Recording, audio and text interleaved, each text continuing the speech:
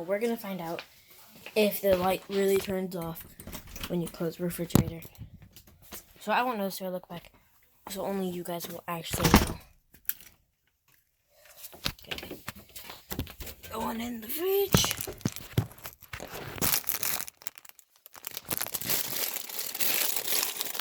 See the light.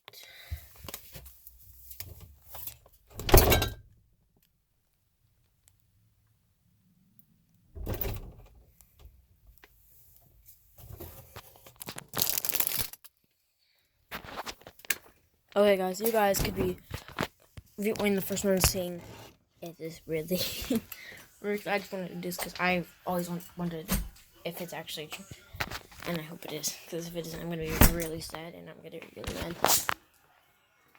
Peace.